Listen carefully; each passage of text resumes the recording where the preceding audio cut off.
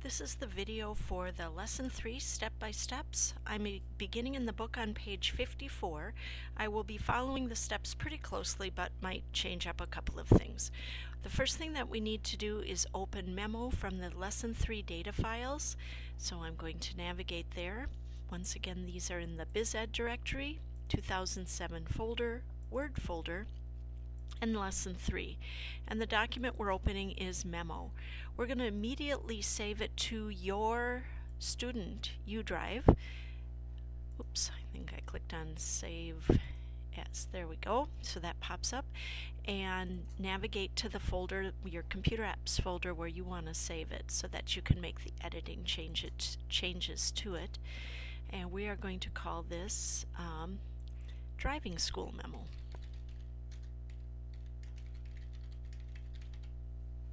I already have one saved, so I'm just going to start over and replace. Very good. All right, the next step that we are going to do is in step 2, it tells us to place our cursor after the word time, press the space bar, and type if and then space bar, and then just watch how it autocorrects and gives you a capital I because it was the first word of the sentence. We're going to continue on now. If possible, I will accommodate, and I think that I was supposed to mistype possible, but I didn't. Hard to do, so it would autocorrect that. We're going to end the sentence with you, and now is where we start having some fun. Alright, so with your cursor right there, we're going to go at this point to the Office button.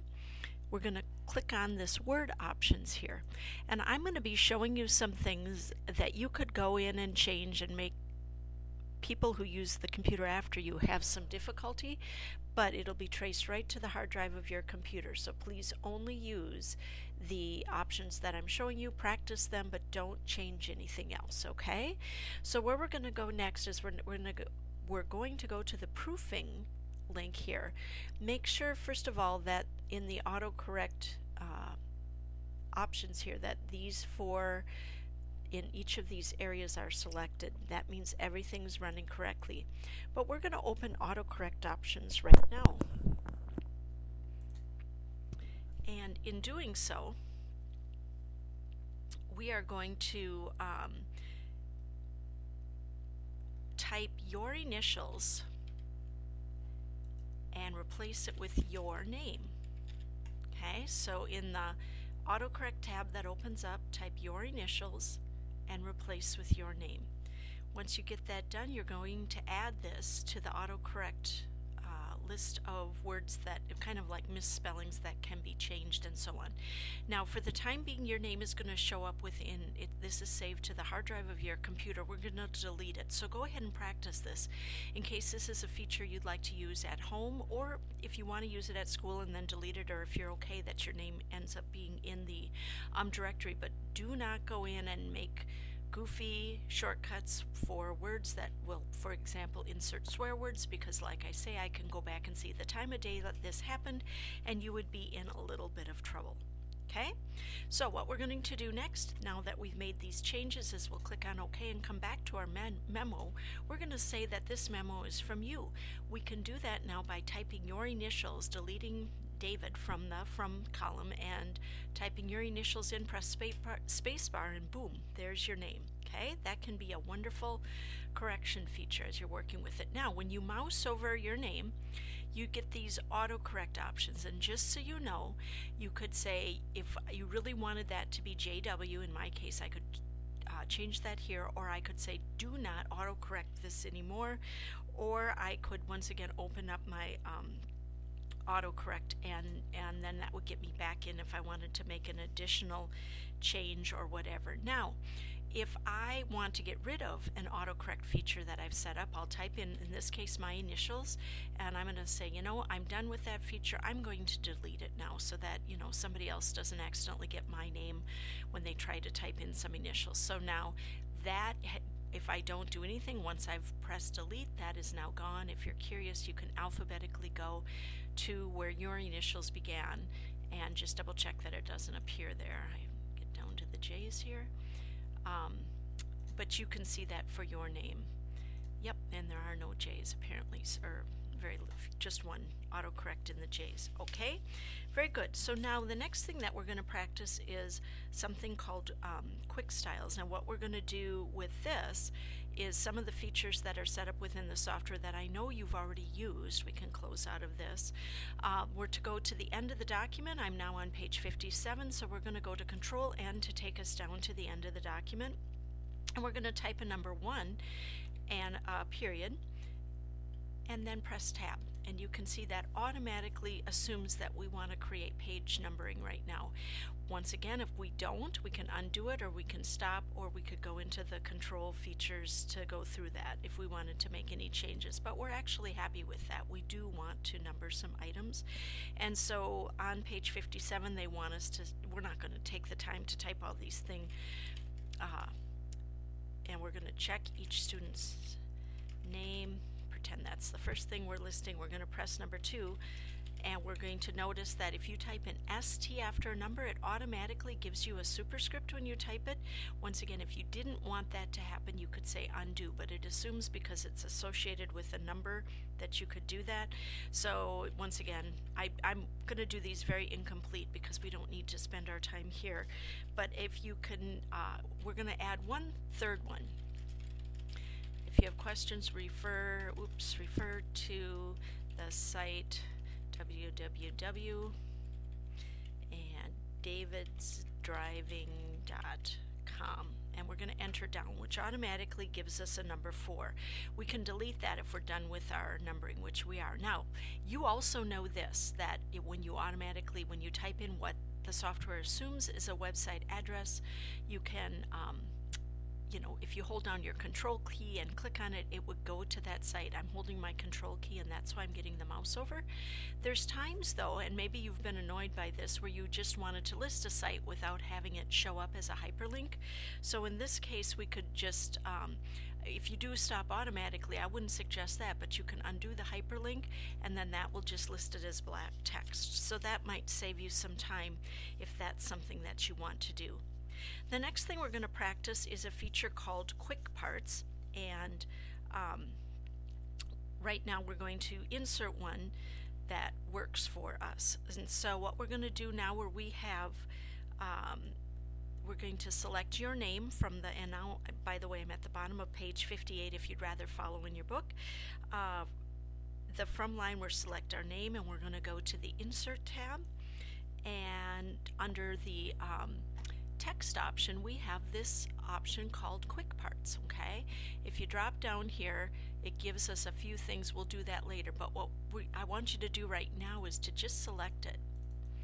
Well, I guess that does open up for me, doesn't it? We're going to open up something called the first thing we're going to do is we're going to save this selection. The text, you have to have text highlighted for this to work.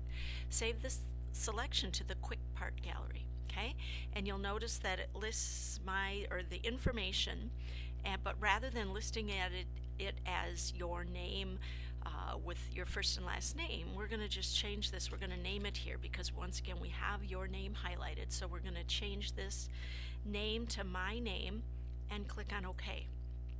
Okay, so now where we see the word Chantel Thomas right here in this second paragraph, now we're going to select the text, we're going to delete it, and what we're going to do is we're going to insert. Now notice, because we saved that your name as a quick part, it now shows up as a name. So that's another way, if you wanted to add your name, say you wanted to make sure that save yourself some time from typing it, you could enter it as a quick part and put it wherever you need it in a document. Boom, it's speedy quick as you're going through it. So that is it. Now you maybe don't want your name to appear until the end of time at the computer you're at. If you do, I'm fine with that. But here's how you'd edit it. If you had created a quick part and then you decided you didn't want to have it listed there anymore, in the quick parts you'd go down to Building Blocks Organizer, and this is where everything exists. If you look under the in the name column or in the gallery column. Right now the gallery column should be automatically alphabetized as you're going down, and these are a lot of the things that already have been pre-formatted for you. If you go through that, please don't change them. If we click in the name column until we get to alphabetical, we're going to look for the M's for my name, and there it is. And so because we've built that one right there, we're going to go ahead and delete it, and then your name no longer exists, and it allows you to preview. If you want to keep it in, I'm fine with that. I'm going to just go ahead and delete mine, though. Please don't delete anything else from this at this time. Just your name if you choose to do so. Okay? Now, next, we are going to practice, and I know you've seen this feature before where you've started typing something and then it automatically finishes, or it gives you a suggestion. So for example, if we come to the end of the first paragraph and we want to say on Monday, and we type MON and get enough letters in, it gives us the prompt for what that is. That's part of the a little autocomplete option, and if you enter here, boom, it goes in. You've used that before. That's nothing new. But here's another feature that's rather interesting. If you want to create a document that every day you open that document, it shows the correct date rather than having to update it. For example, you're doing a paper, you create the title page or put your date information at the top, and you want it to change each day that you open it, you can do that. So let's take out the word today under date, and what we're going to insert here, once again we need the insert tab selected. We're going to insert date and time right here, and you would choose the date format that you wanted to use. For business writing, we always go month spelled out, date, and year.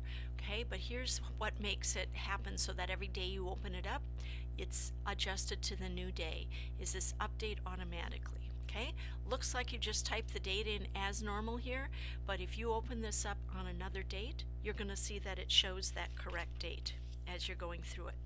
Now, spelling and grammar features, you can see that there are some things going on here that it thinks are misspelled, and we're going to run through a spell check. We're going to also look at the thesaurus for changing those things. Sometimes I know it's a little annoying when your name or your last name, in my case, it doesn't think that Walner is a word that's spelled correctly. When we know that when we see the red squigglies, it thinks something's misspelled. When we see the green squigglies, it thinks there's a grammar error. And if you right click, it will automatically give you what it thinks are some words you may want to use. In this case, I can choose to ignore it all. Or the other thing I could do right now is I could add my last name to the dictionary, and then whenever I type it, it's not going to misspell or think that it's misspelled. As far as that goes, that's one way around that, especially with names. And let's see, I'll find another error here as I'm going through it, and then if I do that, it's saying, okay, I think this is what you want to do, but you're allowed to ignore it or whatever the case might be. Normally you probably go through and step by step, but if you want to use the software to help you as you're working with this, we can go to the spell and grammar feature, and that is in the review tab. And spelling and grammar, we're going to come back and look at research at another time. We also have thesaurus. So if I open that up, it's going to automatically go through it. It's going to say, do you want to change these things or do you want to ignore these things? And I'm going to go ahead and just change all of them. And because I didn't have my cursor at the beginning of the document, it will go back and then do it from the beginning for me. So I've just gone through and done all of my grammar and spelling check with this. Here's another feature that might be helpful for you as you're going through this, is the thesaurus feature. Sometimes you're asked to, you said you're using the word also too many times, or the word and, or whatever, and so you look at your document, you go through, now you could do the find feature to find those occurrences. But let's say that I want to see if I can't come up with some other word choices for the word no. If I come here and I say, what are some synonyms to this, and I get a list of options right here, I can choose from those words if one of those makes better sense. I can go to the thesaurus from the right click, or I could also go to the thesaurus, but I have to have my word selected first. And then once I